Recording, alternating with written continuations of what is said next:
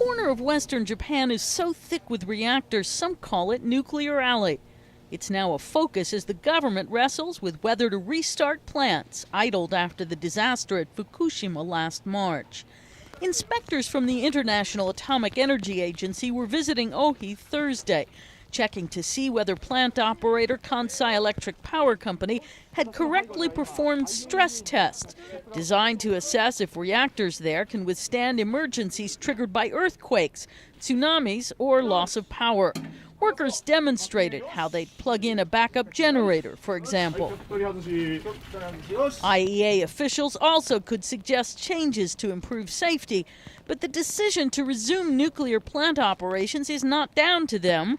It's down to Japan's national government, which, after its own nuclear safety officials gave Ohi's test preliminary approval, likely extended the invitation to inspectors from abroad to reassure a skeptical public.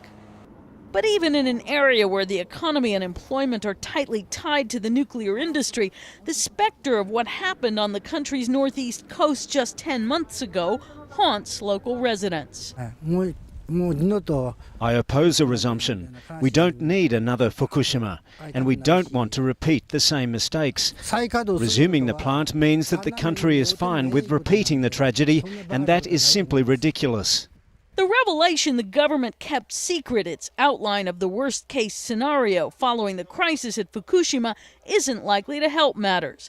The 15-page internal document had warned tens of millions of people, including Tokyo residents, might need to leave their homes, and spoke of a mass exodus within a 170-kilometer radius of the plant, possibly extending to 250 kilometers for voluntary evacuations.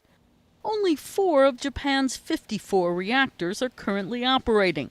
And if no idled plants like the one in snowy Ohi get approval to go back online, there won't be any still working by the end of April. Karen Sloan, The Associated Press.